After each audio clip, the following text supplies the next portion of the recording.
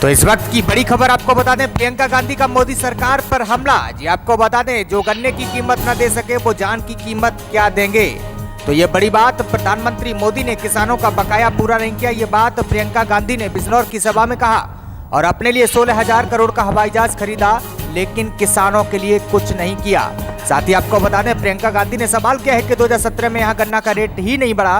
PM Modi ने किसानों का बकाया पूरा नहीं किया, लेकिन अपने लिए 16,000 करोड़ का हवाई जहाज खरीद लिया। कांग्रेस नेता प्रियंका गांधी ने कहा कि मोदी सरकार जो नए कानून लेके आई है, उससे उद्योगपति जमाखोरी कर सकते हैं। ज्यादा जानकारी के लिए संवाददाता कमलेश मौर्य फोन लाइन पर जुड़ चुके हैं। कमलेश, पूरी खबर क्या है? हाँ जी सर, आपको बताते चलूं कि आज सोमवार को हमारे जिले बिजनौर में कांग्रेस महासचिव प्रियंका गांधी ने किसान महापंचायत को संबोधित किया जी। और इस महापंचायत में एक बात ये सामने उभर कर आई है कि अपने हर एक वक्तव्य में, हर एक बात में प्रियंका गांधी ने बार बार प्रधानमंत्री नरेंद्र मोदी जी के ऊपर ही निशाना साधा जी। अपने हर एक संबोधन में सिर्फ और सिर्फ वो मोदी को ही निशाने पे लेके गए।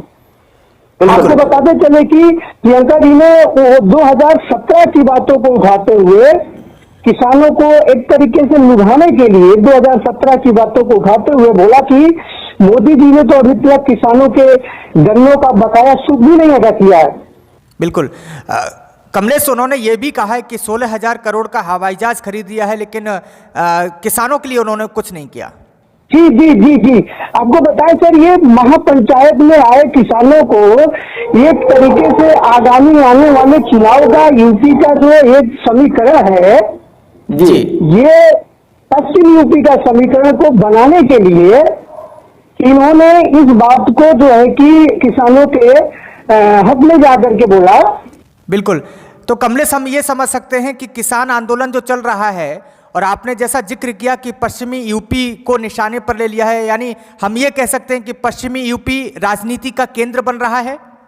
जी जी, एकदम, इसको कहना कहीं से गलत नहीं होगा।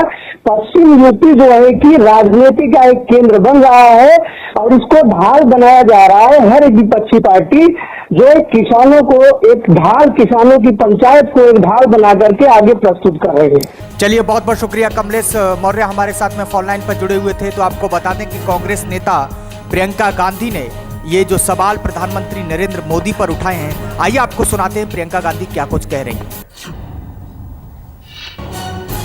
इस सरकार ने 3 नए कानून जारी किए हैं और जितना भी आंदोलन हो रहा है देश में, जो किसान 80 दिनों से दिल्ली के बॉर्डर पे सर्दी में इतने दिनों से बैठे हुए हैं, अब गर्मी की तैयारी कर रहे हैं, वो किस लिए बैठे हैं? प्रधानमंत्री जी कहते हैं कि ये जो कानून बने हैं ये किसान की भलाई के लिए बने हैं।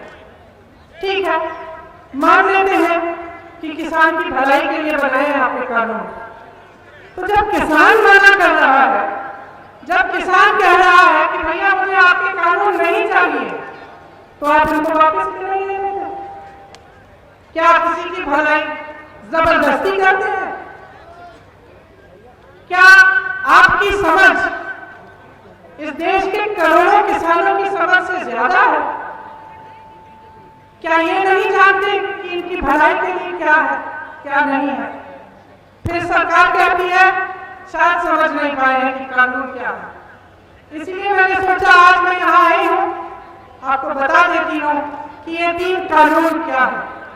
देखिए, 1955 में पंडित जवाहरलाल नेहरू ने जमाखोरी के खिलाफ कानून बनाया, क्योंकि जमाखोरी के चलते किसान पिस रहा है।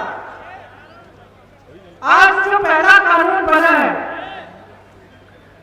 उससे इस सरकार ने जमाखोरी करने की पूरी अनुमति दे दी है।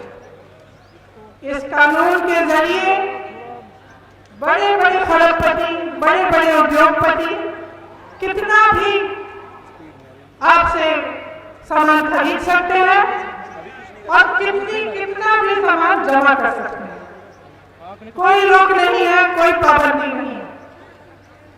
इसका मतलब ये है कि उनकी पूरी तरह से मनमर्जी चलेगी। जब वो जमा करना चाहेंगे करेंगे, जब वो आपको कहना चाहेंगे कि अब हम खरीद नहीं सकते तो कहेंगे, जब आपको कहना चाहेंगे आप ये दाम नहीं मिलेगा, आज हम आपको कम दाम देंगे, तो वो भी कर सकते हैं।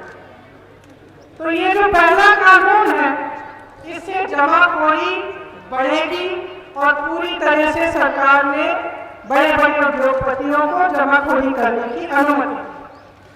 दूसरा कानून ये है कि जिसको प्राइवेट मंडी खोलनी है वो खोल सकता है और बड़े बड़े खरपतियों की बड़ी बड़ी मंडियां खुलेंगी। तो शुरू में से मैं तो ऐसा लगेगा कि बहुत अच्छा है, अच्छी अच्छी मंडियां लगा रहे हैं, बना रहे हैं लोग, लेकिन इसमें क्या कहा है सरकार ने कि जो सरकारी मंडी है उसमें आपसे टैक्स लिया जाएगा और जो प्राइवेट मंडी है उसमें आपसे टैक्स नहीं लिया जाएगा। इससे क्या होगा, तमाम किसान प्राइवेट मंडी में जाएंगे, जैसे ही प्राइवेट मंडी में जाएंगे सरकारी मंडियां बंद होना शुरू होंगी। लेकिन सरकारी मंडी में एक चीज थी जो आपको मिलती थी, न्यूनतम समर्थन मूल्य आपको मिलता था। जैसे जैसे प्राइवेट मंडियां आगे बढ़ेंगी और सरकार की मंडियां बंद होगी, आपको न्यूनतम समर्थन मूल्य मिलना बंद हो जाएगा। इसके जरिए भी जो बड़े बड़े खरपति उद्योगपति हैं फिर से अपनी मनमर्जी कर पाएंगे। मंडी उनकी है, दाम वो तय करेंगे, कितना खरीदना है, कब खरीदना है वो तय करेंगे।